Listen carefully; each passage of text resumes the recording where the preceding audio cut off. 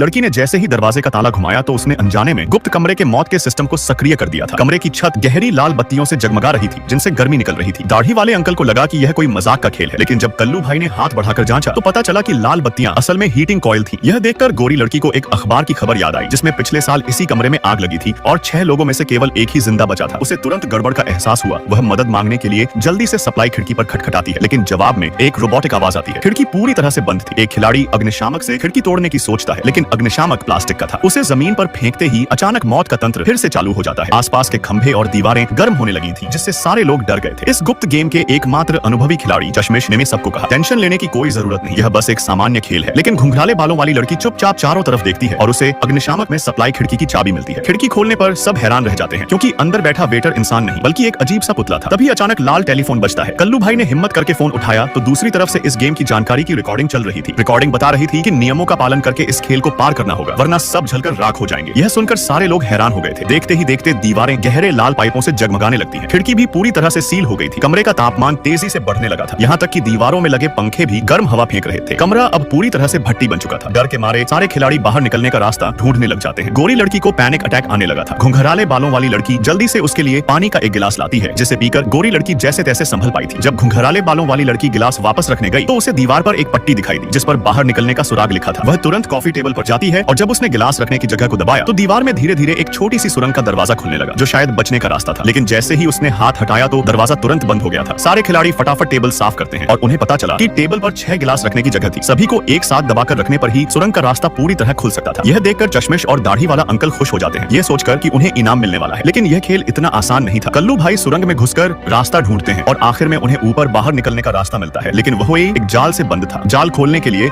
उन्हें औजार चाहिए था। दाढ़ी वाला अंकल गोरी लड़की को अपनी जगह देकर खुद सुरंग में औजार देने घुस जाता है। तब तक कमरे का तापमान इतना बढ़ चुका था कि प्लास्टिक की मूर्तियां भी पिघलने लगी थी। कल्लू भाई तुरंत जाल खोलते हैं और दोनों खिलाड़ी ऊपर चढ़ जाते हैं। गोरी लड़की भी सुरंग में घुस चुकी थी, लेकिन अब उनके सामने एक समस्या थी। उन्हें 6 बटन दबाकर रखने थे और बाकी बचे 3 खिलाड़ियों का निकलना मुश्किल था। घुंघराले बालों वाली लड़की समझदारी से काम लेती है। उसने 2 खिलाड़ियों को हाथ पैरों से बटन दबाने को कहा, फिर पानी का गिलास भरकर कप की जगह पर रख दिया, जिससे दरवाजा खुल गया था और वह भी सुरंग में घुस गई। बाकी बचे 2 खिलाड़ी भी पानी का गिलास भरकर टेबल पर रखते हैं, लेकिन आखिरी गिलास भरते समय पानी खत्म हो चुका था, क्योंकि गोरी लड़की ने पहले ही एक गिलास पानी पी लिया था। पानी कम पड़ने से दोनों घबरा गए और एक दूसरे को दोष देने लगे थे। तभी अचानक छत से नीली आग निकलने लगी, जिससे दोनों के पसीने छूट गए थे। अगर वे जल्दी नहीं निकले तो उनका तंदूर बन जाएगा। मुसीबत के समय एक खिलाड़ी को याद आया कि उसकी जेब में शराब की बोतल पड़ी है। वह तुरंत शराब को गिलास में डाल देता है और जलने से पहले दोनों सुरंग में घुस जाते हैं, जिसके अगले ही पल कमरा भयानक आग की लपटों में जल उठा था। खुशकिस्मती से सारे खिलाड़ी जलने से पहले दए बाहर निकल गए। अब सारे खिलाड़ी एक लकड़ी के घर में थे। यह खेल जानलेवा था, इसलिए गोरी लड़की पुलिस को बुलाना चाहती थी, लेकिन फोन में कोई सिग्नल नहीं था। अब उन्हें खेल को जारी रखना पड़ेगा।